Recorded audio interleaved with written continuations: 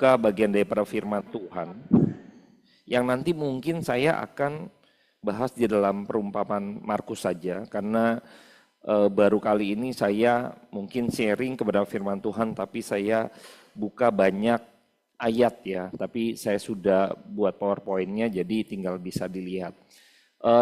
Saya dapat tema melangkah dalam iman ya, melangkah dalam iman. Kalau kita sejenak ya pikir gitu ya, waktu saya awam belum belajar mengenai teologi, doktrin-doktrin gitu ya, kalau dengar kata melangkah dalam iman, maka spektrum saya sebagai orang awam, mungkin Anda dan saya juga sama, maksudnya saya mewakili kaum awam gitu ya, pada waktu saya awam dalam arti belum memahami banyak mengenai kebenaran firman Tuhan, mengenai doktrin.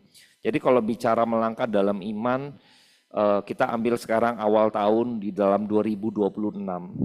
Kita mungkin sudah punya goal setting, kita sudah punya setup untuk tahun ini seperti apa. Dalam studi, dalam pekerjaan, dalam usaha, dalam berbagai pencapaian-pencapaian yang kita ingin, ini bisa works atau berhasil, atau kita mau capai hal-hal tertentu yang kita sudah tuliskan.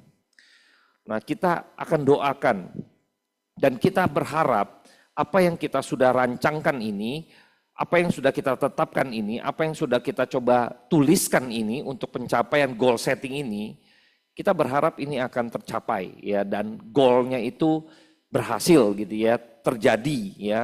Akhirnya kita coba melihat dan kita berdoa, lalu kita membawa ini di dalam doa kita mohon pimpinan Tuhan, kita percaya, kita yakin dengan iman, walaupun ada tantangan, hambatan yang luar biasa, kita berdoa mungkin bersujud di hadapan Tuhan. Kita memohon agar ini semua, segala sesuatu yang sudah kita set up, kita berjalan dalam iman. Kira-kira demikian ya. Jadi kalau kita awam, sepertinya tidak ada yang salah ya.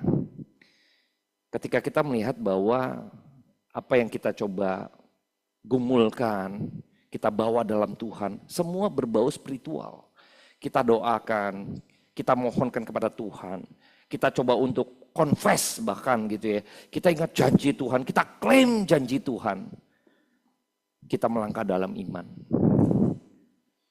Kalau saya melihat kembali gitu ya, waktu saya belajar, saya melihat diri saya yang pada waktu itu awam, saya sedih ya. Kenapa? Karena saya nggak bilang ini bad gitu ya. Bukan ini sesuatu yang buruk, bukan sesuatu yang menyesatkan, tetapi sesuatu yang sangat-sangat miskin di dalam pengenalan saya, melangkah dalam iman. Karena kalau kita perhatikan baik-baik dalam Alkitab, ketika kita sudah bicara kebenaran firman Tuhan, apakah Tuhan bicara iman demikian? Bukan sesuatu yang salah. Kita diingatkan ketika di dalam Matius 6 kita tahu bahwa jangan kamu khawatir tentang apa yang engkau makan, engkau minum, engkau pakai. Semua dicari bangsa-bangsa yang tidak mengenal Tuhan. Pesan Kristus jelas, carilah dahulu kerajaan Allah dan kebenarannya. Kita seringkali melangkah dalam iman, lalu kita berorientasi pada sesuatu yang sifatnya lahiriah, pada sesuatu yang sifatnya jasmania, sesuatu yang kelihatan, yang kita pengen capai hal-hal yang sepertinya ini gitu loh. Makan, minum, pakai gitu loh. Kita pengen studi kita bagus, kita pengen pekerjaan kita bagus, kita pengen omset kita naik. Kita pengen nanti dapat promosi dalam pekerjaan kita. Kita ingin semua hal yang demikian. Bukan tidak boleh membawa ini semua dalam doa dan bukan berarti kita nggak melangkah dalam iman. Tidak. Tetapi sangat miskin kalau pengertian kita begini saja gitu loh. What for? Maaf kata Bapak Ibu, orang bukan Kristen juga bisa lakukan begitu. Dan mungkin lebih sukses dari Bapak Ibu dan saya. Kalau kita hanya seputar itu saja, bicara melangkah dalam iman, bagaimana dengan orang yang tidak percaya Tuhan?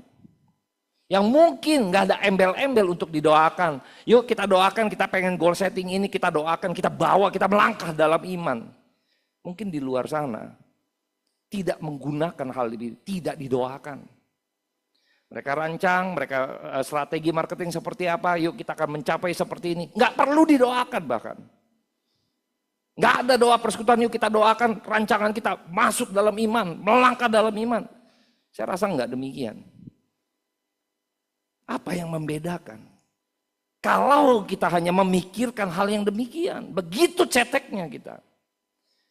Saya nggak bilang ini salah gitu ya, tapi tidak lengkap. Karena kalau saya compare dengan dunia, kita diam nggak bisa jawab orang Kristen. Apa beda dengan dunia? Yang nggak pakai nama Tuhan, mereka juga rancang. Dengan keyakinan mereka juga akan menuju kesuksesan, menuju target-target itu. Apa bedanya? Kita yang bicara melangkah dalam iman, apa bedanya? Kalau kita hanya berkutat betapa miskinnya kita dengan pengertian kita, makanya pada waktu saya sudah belajar, betapa ceteknya, betapa miskinnya pergumulan saya mengenai melangkah dalam iman. Betapa saya miskin, sadar saya miskin, tidak tahu kebenaran. Mungkin kita akan disesatkan dengan beberapa paham dunia. Kalau Bapak Ibu tahu di luaran sana, Vincent, dia the power of positive thinking. Itu sesuatu yang kalau Bapak Ibu ya, beda-beda tipis dengan iman. Kalau Bapak Ibu baca buku The Secret, itu mirip sekali sama, beda tipis sama iman. Kira-kira tuh begini ya, kalau Bapak Ibu yakinkan sesuatu, terus Bapak Ibu yakinkan, itu akan terjadi. Seperti iman ya. The Secret. Bapak Ibu bisa baca, itu sudah lama sekali, populer, sempat populer. The power of positive thinking juga populer sekali. Bayangkan, ini paham dunia, beda tipis dengan iman. Makanya kalau saya comparekan dengan dunia, mungkin kita kalah dengan dunia, pahamnya sesat. Lalu kalau kita samakan dengan seperti pengertian itu, jangan-jangan kita juga sudah mulai mirip-mirip dunia. Mirip-mirip dunia. Jadi apa yang membedakan iman Kristen? Apa yang membedakan gitu loh? Kita nggak bisa jawab ini. Karena kita punya pengertian yang sangat miskin, kita punya pengertian yang separuh, bahkan nggak nyampe separuh. Tentang bagaimana kita melangkah dalam iman.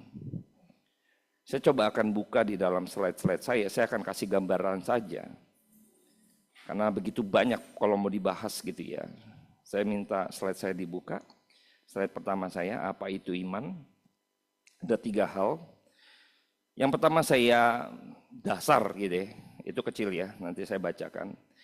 Yang pertama saya ambil aspek dasar. Iman itu adalah dasar ya. Pondasi kita. Iman adalah dasar dari segala sesuatu yang kita harapkan dan bukti dari segala sesuatu yang tidak kita lihat. Jadi simpelnya gini, kalau kita bicara iman, kita melihat sesuatu yang tidak bisa kita lihat. Seen unseen, melihat yang tidak terlihat. Ya. Kita melihat yang tidak terlihat.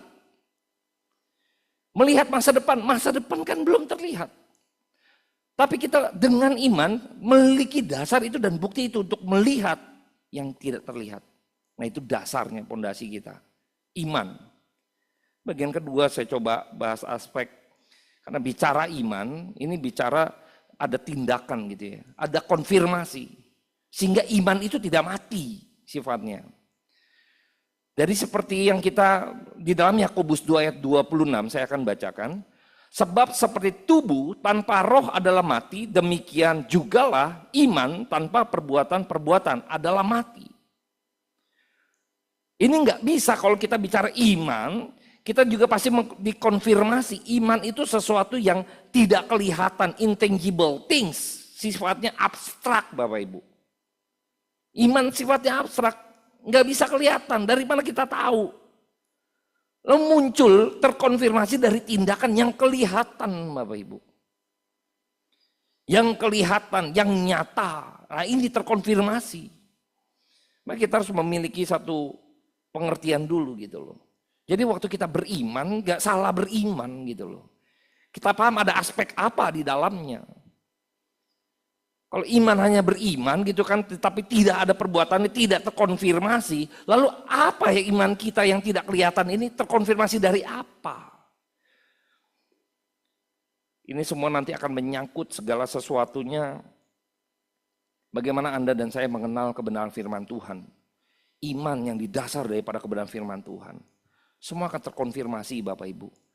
Makanya Bapak Ibu, kita di dalam perumpamaan Tuhan Yesus seringkali bicara mengenai ilalang gandum gitu ya. Oh enggak, biarin aja bertumbuh. Jangan dicabut dulu. Belum kelihatan, mirip Bapak Ibu. Nanti jangan-jangan yang kecabut malah gandumnya.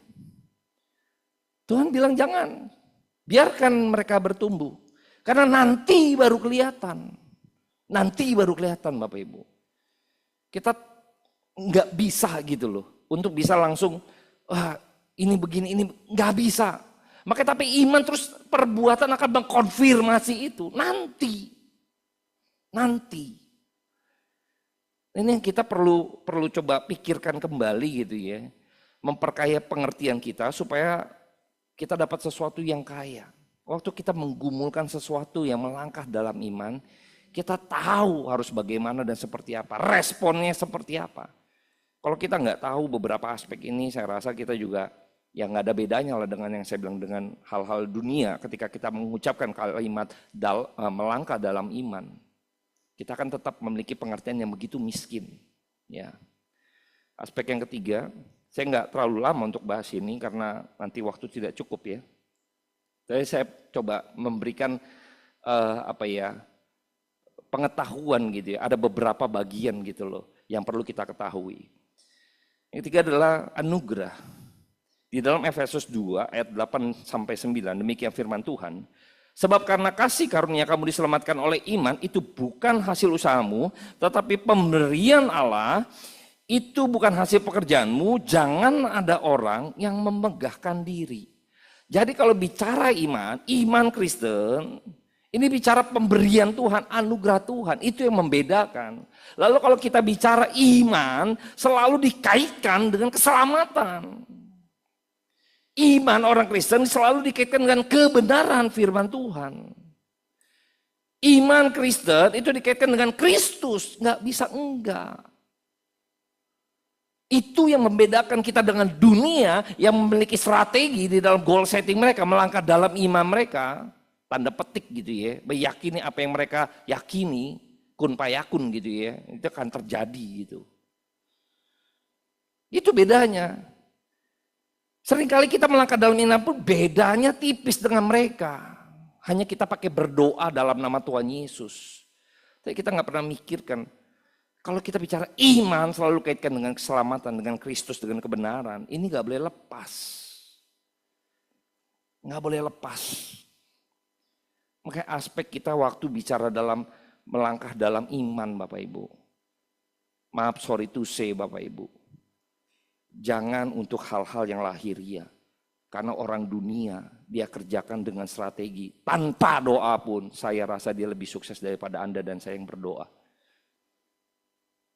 Karena kita nggak bicara gitu Bapak Ibu. Keselamatan yang berbeda. Kalau kita iman, melangkah dalam iman. Bagaimana Anda dan saya mengerti bahwa iman saya diselamatkan di dalam anugerah daripada Tuhan. Terus kita kaitkan. Kita nggak pikirkan hal-hal yang lahiriah Bapak Ibu. Musandi di hari Minggu dia sampaikan. Pernah nggak kita memikirkan menata kehidupan spiritual kita? Nah itulah iman. Kita lupa menggumulkan hal spiritual. Bagaimana ya karakter saya tahun ini? Apa ya yang saya mau kerjakan? Saya mau lawan apa ya? Ini yang berbeda. Melangkah dalam iman, menata diri saya untuk saya bisa menggumulkan. Saya masih jatuh di dalam hal ini. Anda goal setting. Anda tulis goal setting. Saya mau seperti apa nanti di dalam kerohanian saya. Saya mau berdoa lebih lagi. Saya mau datang persekutuan. Saya mau bawa jiwa. Itu melangkah dalam iman kita. Goal setting kita harus itu. Hal-hal yang berbau spiritual yang harus kita berikan kepada Tuhan waktu kita menggumulkan, melangkah dalam iman. Jangan hal-hal lahiriah. Bukan nggak boleh Bapak Ibu kalau bisnis, usaha, studi, berdoa, menggumulkan. Boleh. Tapi kalau nggak lebih daripada itu, what for? Dunia juga begitu. Mungkin hasilnya lebih baik mereka dibanding kita. Mungkin ya. Berapa banyak dari orang Kristen yang akhirnya kalau dibandingin ya, orang paling kaya di dunia itu orang dunia, bukan orang Kristen. Ada.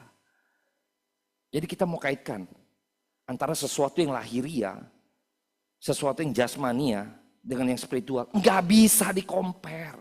Not apple to apple. Jauhkan dengan hal-hal yang sifatnya lahiriah. Bukan nggak boleh didoakan. Bukan Bapak Ibu. Pengalihan kita sekarang pikirkan baik-baik. Kalau kita bicara iman, kita bicara sesuatu yang sifatnya spiritual, rohani. Hal-hal yang bersifat kekekalan. Kalau kita nggak pernah kaitkan, makanya pergumulan kita bolak-balik itu aja Bapak Ibu. Bolak-balik itu aja. Bolak-balik. Saya sedikit kesaksian sebelum masuk di bagian lain. Resolusi 2026. Saya makan sama keluarga saya cerita satu hal. Resolusi dan perenungan Papa. Kalau nanti Papa mati, wah udah gak enak yang ngomongnya mati ya kan. Baru tahun baru ngomongnya udah mati. Kalau nanti Papa mati, batu nisan Papa, tulis. Tulisannya apa? Jika ingat aku ya Tuhan, jika engkau datang kembali menjadi seorang raja. Saya bilang kutip perkataan salah satu orang yang berada di kiri kanan Tuhan Yesus waktu disalib. Saya bilang kutip itu di batu nisan Papa. Saya rindu. Tuhan ingat saya. Kita semua kenal Yesus, Tuhan Kristus. Wah kita tahu. Pertanyaannya, Yesus Kristus kenal kita atau enggak Bapak Ibu? Kenal kita enggak Bapak Ibu? Percuma. Kalau Yesus enggak kenal, percuma. Saya pernah kerja di salah satu restoran ya. Dan ternyata mereka punya konglomerasi, salah satunya tuh Nagita Slavina, Raffi Ahmad ya. Pernah ketemu gitu ya. Tapi biasa aja, saya kenal dia. Masalahnya kan dia gak kenal saya Bapak Ibu ya. Raffi Ahmad, Nagita kalau datang. Ya saya kenal mereka gak kenal saya. What for saya? Duduk-duduk gitu kan, ngapain? Gak penting saya. Kenapa? Gak kenal saya. Saya kenal dia gak kenal saya. Dia gak bakalan datengin salamin, wah bro kerja lu bagus itu. Gak kenal. Percuma Bapak Ibu. Percuma. Saya kenal mereka gak kenal saya, percuma. Demikian juga dalam Kristus, saya pikir aduh ini bagian penting. Saya rindu Tuhan ingat saya. Ingat saya. Inilah resolusi melangkah dalam iman saya, di dalam keluarga ya. Saya coba memikirkan gitu ya, apa ya. Saya dapatkan pencerahan ini, saya bilang, tulis ya, kalau Papa nanti udah gak ada. Saya rindu Tuhan ingat saya. Saya rindu itu. Kalau saya tahu Tuhan Yesus ya saya belajar. Kita semua belajar Alkitab, kita tahu Yesus Kristus siapa. Kita udah baca Alkitabnya bolak-balik selama hidup kita. Tapi sia-sia kalau Tuhan Yesus gak kenal saya. Wah ini pergumulan yang harus kita pikirkan sama-sama Bapak Ibu. Inilah iman kita. Kaitkan segala sesuatu. Iman Kristen selalu dikaitkan dengan keselamatan, kebenaran firman Tuhan, dan juga Kristus. Kalau nggak dikaitkan, nothing. Next. Mengapa iman sangat penting? Ya. Iman penting Bapak Ibu. Iman kepada Kristus tentunya ya, orang Kristen. Di dalam Roma 1 ayat 17. Sebab di dalamnya nyata kebenaran Allah yang bertolak dari iman dan memimpin kepada iman. Seperti ada tertulis orang benar akan hidup oleh iman. Jadi gini Bapak Ibu. Iman orang Kristen itu adalah pemberian daripada Tuhan. Ya, pemberian daripada Tuhan. Anda dan saya punya konsep mengenai Tuhan. Punya konsep, manusia berdosa, sudah hilang, tapi punya konsep mengenai Tuhan. Karena kita dulu sempat ya, Adam pertama itu diciptakan gambar dan serupa dengan Allah. Gambar Allah ada di dalam Adam, manusia pertama. Adam memiliki pengenalan yang sejati terhadap Tuhan Allah yang sejati, Allah Bapa. Tetapi ketika dosa menghancurkan itu semua, tetapi manusia berdosa memiliki konsep mengenai Tuhan, tapi tidak bisa mengenal Tuhan yang sejati, celakanya. Binatang tidak mengenal, tidak mengetahui konsep mengenai ibadah, berdoa, mengenal Allah. Enggak kenal konsep itu. Ciptaan lain enggak ada. Cuma manusia doang satu-satunya yang memiliki konsep yang akhirnya beribadah, berdoa, berjumpa dengan Allah, mengetahui Tuhan. Ini konsep-konsep yang hanya manusia saja yang tahu. Tapi celakanya waktu dosa, maka manusia tidak lagi mungkin mengenal yang sejati tadi, Allah yang sejati. Makanya iman itu harus diberikan dahulu. Iman mengenai kebenaran, pengenalan Allah yang sejati harus diberikan dulu. Maka pada waktu Anda dan saya mengenal Kristus, karena iman yang bertolak kepada iman, Bapak Ibu. Karena Allah yang berikan dulu, bertolak dari iman kepada iman. Ini kalau mau baca bukunya lengkapnya Faith to Faith-nya Pendeta Stephen Tong. Saya kasih coba resumenya saja. Jadi pemberian Allah. Anda dan saya kalau mengenal Kristus, waktu kita baca Alkitab makin tahu Tuhan, wah kita makin diberkati oleh Tuhan. Karena Tuhan sudah taruh itu dulu, supaya kamu ngerti yang Tuhan sudah taruh sebenarnya. Nah itu dia, anugerah Tuhan. Tidak ada orang yang boleh bermegahkan diri. Kalau saya semakin hari semakin ngerti, waduh betapa miskinnya saya pada waktu itu Tuhan ya. Bergumul melangkah dalam iman. Sekarang udah mengetahui, berbeda Bapak Ibu. Itu yang Tuhan sebenarnya sudah taruh, sekarang saya baru ngerti. Jadi pada waktu saya mengetahui, enggak berbangga. Rugi saya baru tahu. Rugi saya baru tahu. Tuhan udah taruh. Yuk kemana aja. Itulah kita. Makanya Tuhan yang beranugerah buat kita. Waktu kita mengetahui lebih jauh lagi. Karena Tuhan yang sudah taruh. Tuhan sudah kasih tahu kamu. Petrus kan juga bilang dong. Menurut kamu siapa? Saya ini. Guru raja. Ya kan? Petrus yang paling benar.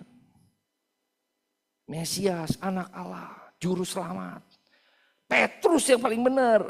Petrus berbahagialah. Sebab apa? Bapa yang di surga yang memberitahunya kepadamu supaya kamu bisa tahu. Bayangkan Bapak Ibu ya, Anda dan saya kenal Kristus adalah Tuhan. Itu pemberian daripada Tuhan, anugerah Tuhan. Makanya sekali lagi iman kekristenan adalah pemberian anugerah daripada Tuhan. Kalau enggak mungkin Anda dan saya akan kenal Tuhan. Semakin jauh, semakin lama kita menjadi orang Kristen, semakin akan terus memiliki pengertian-pengertian yang Tuhan sudah berikan sebenarnya. Cuman seringkali kita nggak mau menggumulkan hal-hal yang demikian yang sifatnya spiritual. Kita hanya sebatas lahiriah saja. Tuhan berkati studi saya, Tuhan berkati pekerjaan saya, Tuhan, ini semua lahiriah, bukan tidak boleh. Kapan Anda dan saya terakhir memikirkan spiritual saya? Spiritual kita semua masing-masing. Kapan? Mungkin nggak ada. Mungkin sebagian kecil. Mungkin kita nggak sempat terpikir, oh ini tuh ya yang harus kita gumulkan, yang harus saya juga gumulkan. Mungkin gitu ya. Tapi belum terlambat, kan masih Januari. Coba pikirkan kembali. Di dalam pentingnya iman ini satu media di mana Anda dan saya kembali terhubung dengan Tuhan. Tanpa iman yang tadi, tanpa anugerah Tuhan, Tuhan memberikan iman itu kepada kita, Anda dan saya nggak mungkin terhubung. Anugerah Tuhan sudah diberikan kepada kita, ada iman di dalam diri kita yang memungkinkan saya bergumul di hadapan Tuhan, Allah yang benar. Dengan iman tadi, penting iman. Penting untuk mengerti lebih dalam iman Kristen itu bedanya apa. Karena ini media bagi kita untuk kita terhubung Bapak Ibu. Dengan Tuhan yang sejati, bukan Tuhan yang lain. Bukankah bangsa Firaun, orang-orang Mesir, banyak Allah-Allah mereka, Baal-Baal mereka. Mereka mencoba menghubungkan diri mereka dengan Tuhan mereka, dengan cara-cara ritual mereka. Tapi kita hanya perlu iman. Kita langsung terhubung dengan Tuhan yang sejati. Ini penting. Makanya jangan remehkan iman yang ada dalam diri kita. Iman percaya kita. Seringkali kita nggak pikir iman kita yang Tuhan berikan ini luar biasa. Seringkali kita hanya pikir, ya udah iman lah, sekedar iman saja lah. Ya iman saya tahu lah, dasar dari segala sesuatu, bukti dari segala sesuatu, sin ansin ya saya tahu lah. Kita nggak benar-benar tahu sebenarnya. Karena apa? Kita jalankan hari-hari kita di dalam kehidupan kita seperti orang nggak beriman. Yang katanya tahu.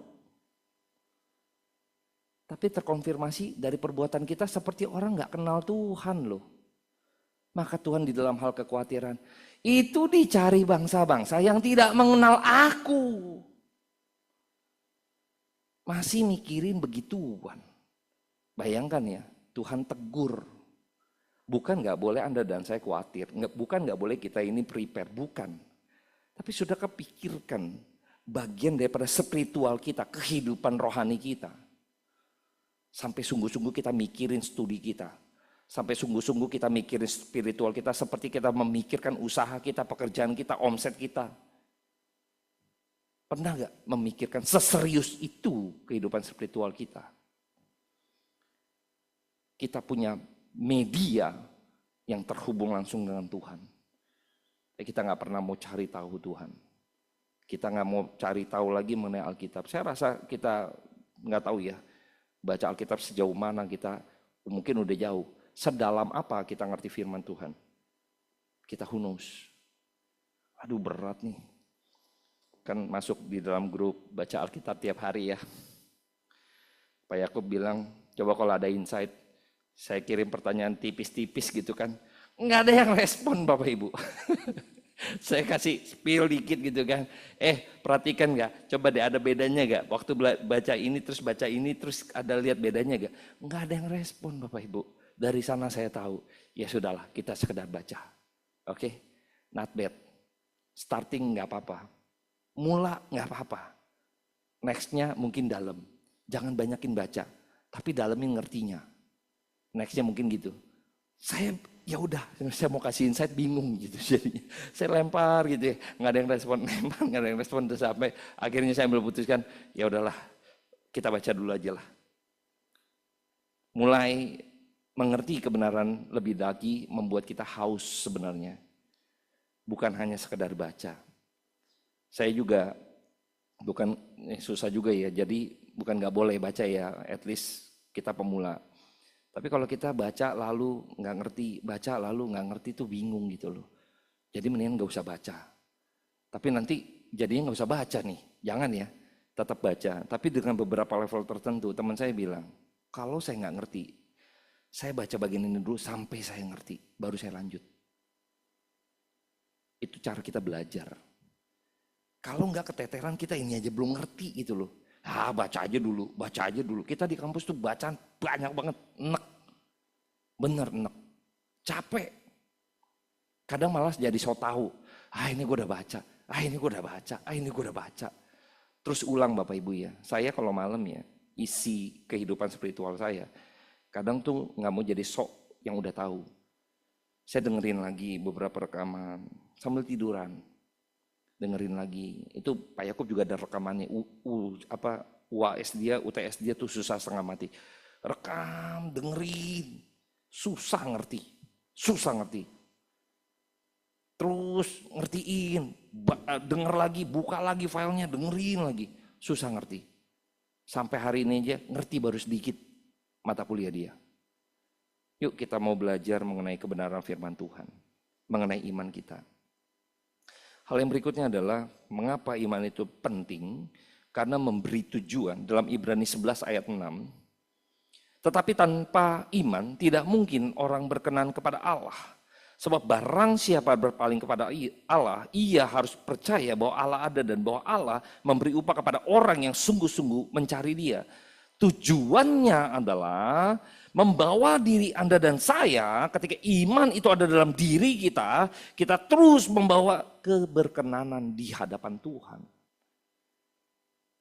Itu pusat daripada iman yang Tuhan berikan buat kita. Dari iman yang Tuhan berikan anugerah itu, lalu iman itu membawa kita, mendorong kita memahami, mengenal Allah, lalu mengenal diri saya, merefleksi diri saya, ternyata saya banyak salahnya, ternyata saya harus perbaiki hal-hal tertentu, lalu saya berjuang di dalam kedagingan saya, serupa dengan Kristus, berkenan kepada Allah. Itu yang menjadi pergumulan kita dalam hidup kita. Ini iman ini yang membawa kita kepada keberkenanan itu. Rasul Paulus berjuang, rasul-rasul berjuang begitu rupa. Bapak Ibu, di dalam Alkitab kita mungkin nggak pernah mendengar atau ditulis pergumulan mereka mengenai apa yang mereka makan, apa yang mereka minum, apa yang mereka pakai. Nggak ada kita ya. Pergumulan dia, waduh ketika mereka dianiaya, ketika mereka harus memberitakan Injil taruhannya nyawa.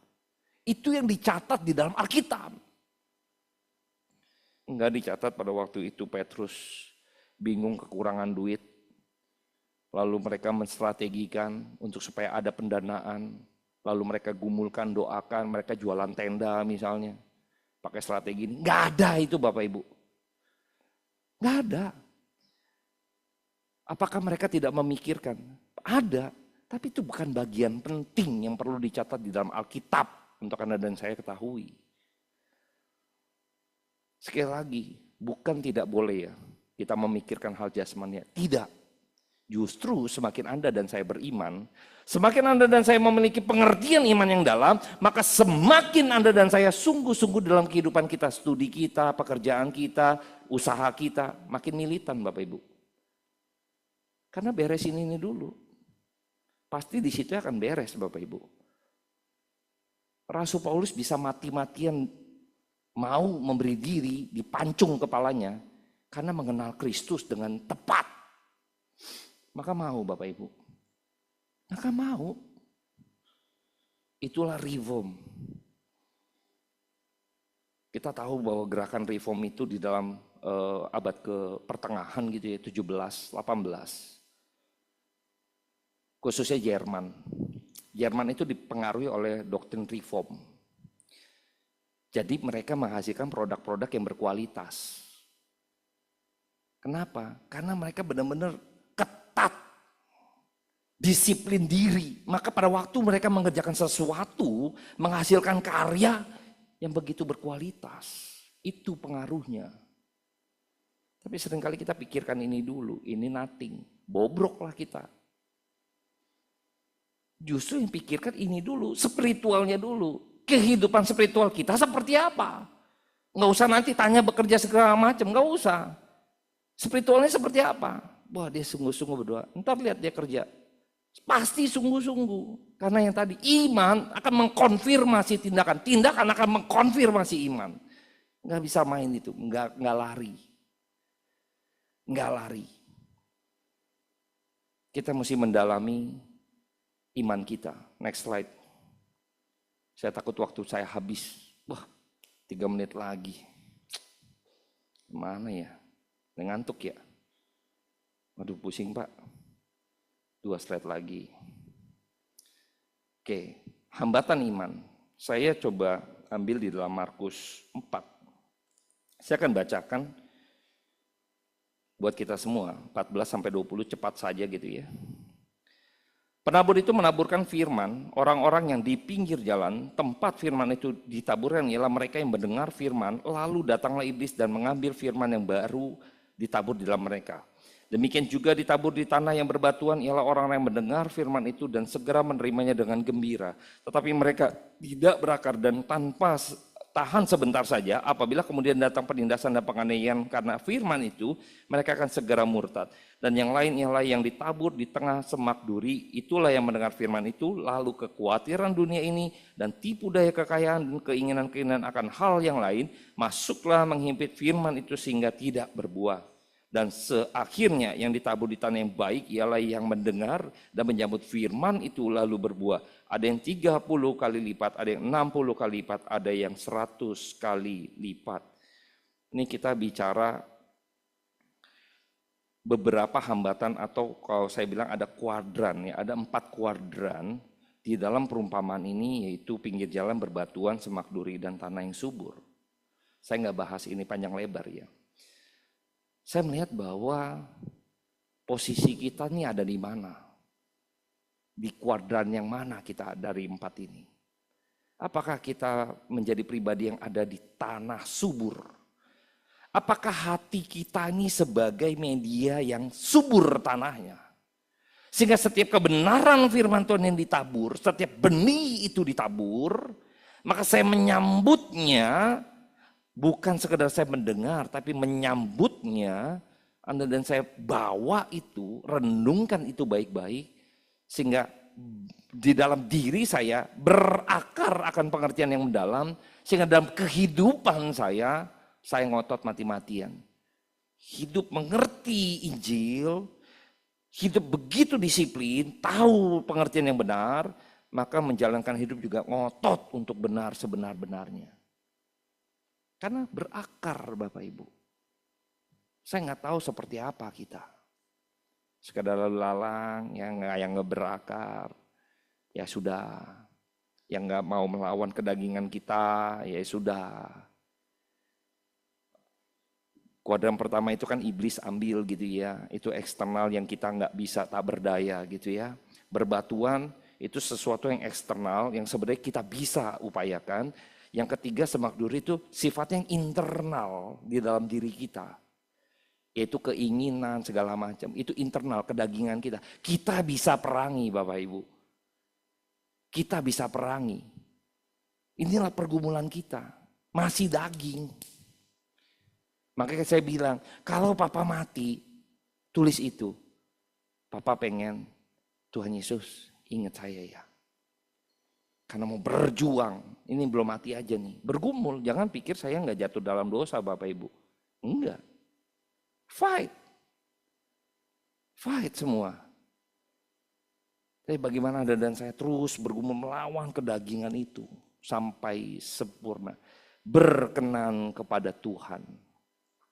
Iman yang mengerti itu berkenan bahwa Tuhan. Kembali Tuhan. Makin takut sama Tuhan, makin takut sama Tuhan. Makanya waktu makin takut, pekerjaan kita pun makin sungguh-sungguh Bapak Ibu. Bekerja makin sungguh-sungguh. Takut. Ntar salah, aduh ini berdosa nih kalau kayak begini. Terus menjauhi praktek-praktek yang misalnya kalau dalam dunia bisnis, berpolitik segala macam itu kotornya luar biasa Bapak Ibu. Justru membawa kita, iman tadi membawa kita kepada berkenan kepada Tuhan. Slide saya yang terakhir. Langkah kecil melangkah dalam iman. Ada 3 hal yang saya pikir ini buat kita pikirkan sama-sama. Yaitu yang pertama mau belajar Alkitab Bapak Ibu. Segala tulisan yang diilhamkan Allah memang bermanfaat untuk mengajar, untuk menyatakan kesalahan, untuk memperbaiki kelakuan, dan untuk mendidik orang dalam kebenaran. Dengan demikian tiap-tiap orang kepunyaan Allah diperlengkapi untuk setiap perbuatan baik. Anda dan saya, waktu iman itu ada hadir, firman itu ada hadir. Firman itu harus menjadi pribadi yang menegur Anda dan saya, yang mengkoreksi kesalahan saya, mengenal saya ternyata saya seperti ini ya Tuhan. Ampuni saya. Itu harus merefleksi diri. Maka waktu baca Alkitab, jangan pikir wah cocok buat si A, si B, si C katanya ya. Kalau kita lihat khotbah-khotbah ya. Wah tegur si A, si B kesenggol, si C kesenggol. Kalau firman Tuhan gak pernah nyenggol kamu. Firman Tuhan gak pernah nyenggol saya. Hati-hati. Jangan-jangan Tuhan gak berikan karunia buat saya. Gak ada anugerah di dalam diri saya. Kenapa? Karena Tuhan gak mau saya bertobat. Celaka Bapak Ibu. Waktu saya baca, waktu akhirnya saya ditegur kesalahan saya, itu artinya anugerah Tuhan turun atas saya. Karena Tuhan ingin membawa saya ke dalam batu pertobatan. Kita harus bisa membaca hal itu buat diri kita, Bapak Ibu. Terus memperbaiki diri. Kadang kita ngomong gitu ya, gampang-gampang susah ya. Yang paling gampang gitu ya, kita ngomongin orang. Oh bener dong, lu aja masih begini, masih gitu. Kita udah balikin lagi gitu kan, lu aja masih begitu, diem kita. Benar Bapak Ibu, seringkali orang luar kecewa dengan orang Kristen karena orang Kristen nggak pernah refleksi diri. Yuk kita baca untuk refleksi diri, apa ya yang salah dalam diri saya? Apa hal yang belum saya perbaiki? Ada hal apa yang belum saya benar-benar sungguh-sungguh di bagian ini buat Tuhan? Terus bergumul, itulah iman. Melangkah dalam iman itu. Yang kedua bagian yang berdoa dan bergumul. Dalam Lukas 18 ayat 7 dan 8. Tidakkah Allah yang membenarkan orang-orang pilihannya yang siang malam berseru kepadanya, dan adakah ia melulur waktu sebelum menolong mereka? Aku berkata kepadamu, ia akan segera membenarkan mereka. Akan tetapi jika Anak Manusia datang, adakah ia mendapati iman di bumi ini? Ini kisah dalam Lukas 18, cerita ketika seorang janda yang minta dibelalah hak saya ya hakim. Hakimnya ini nggak tahu keadilan gitu ya.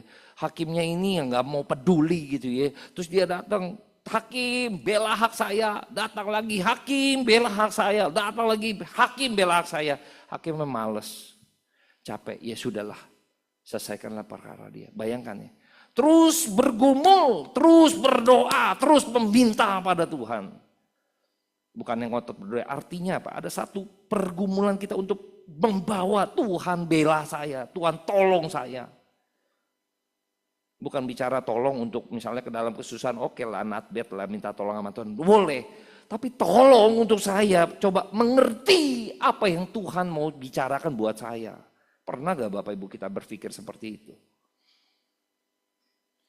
Saya di akhir tahun mengalami sesuatu yang tidak menyenangkan ketika saya harus di PHK sepihak yang tidak ada kejelasan, yang tidak ada pokoknya prosedural. Tapi saya harus terima Bapak Ibu. Di sana saya bicara sama Tuhan. Kecewa ada segala macam. Tuhan mau bicara apa?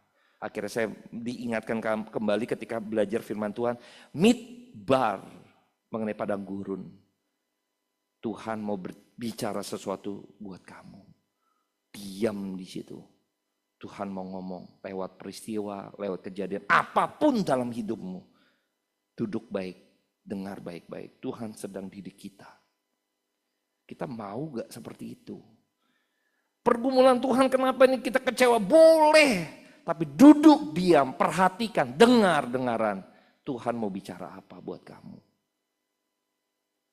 Kita mendapati diri kita yang selalu kecewa, tapi gak pernah lihat Tuhan maunya apa. Kamu udah bilang kecewa saja gitu ya. Gak pernah cari Tuhan maunya apa. Tuhan maunya ternyata. Begitu saya bergumul, nanti saya kesaksian yang terpanjangnya. Mendapati sesuatu, oh Tuhan mau saya emang seperti ini. Maka ada rancangan Tuhan. Oh iya Tuhan, maaf Tuhan, saya baru tahu Tuhan mau antar saya sampai sejauh ini. Tuhan mau bawa saya seperti ini. Lupa kita, Tuhan sedang kerjakan. Allah yang berdaulat. Emang dia gak pikirkan gitu ya. Burung yang di udara gak menabur, gak menuai, Tuhan pelihara. Masa kita yang serupa gambaran Allah, Tuhan gak pikirkan. Jangan sekali-kali kita meragukan Tuhan. Kekhawatiran kita yang berlebihan membawa kita kepada menunjukkan bahwa Allah kita gak mampu-mampu amat. Allah tuh ternyata ya segini doang. Hati-hati ya, merendahkan Tuhan. Kita gak sadar kita merendahkan Tuhan. Yang terakhir, inilah ketaatan kepada perintah. Dalam Yohanes 14 ayat 15. Jikalau kamu mengasihi aku, kamu akan menuruti segala perintahku. Inilah iman orang Kristen. Yang membawa kepada satu ketaatan penuh. Karena kita tahu tujuannya tadi adalah berkenan kepada Allah. berkenan kepada Tuhan, sehingga nama Tuhan dipermuliakan. Inilah iman yang harus kita gumulkan Bapak Ibu. Melangkah dalam iman. Pikirkan sesuatu yang sifatnya spiritual, sesuatu yang sifatnya rohani. Yang perlu Anda dan saya benahi, yang perlu saya koreksi, yang perlu dengan keras saya harus hancurkan itu, bagian itu. Karena ini bagian yang gak berkenan di hadapan Tuhan. Hancurkan, berjuang untuk itu Bapak Ibu. Inilah melangkah dalam iman. Resolusi kita. Bukan tidak boleh mendoakan dan yang lainnya ya, bukan ya. Tapi biarlah kebenaran firman Tuhan ini membawa kita kepada pengertian-pengertian yang baru untuk kita melangkah dalam iman. Mari kita berdoa. Bapa dalam surga,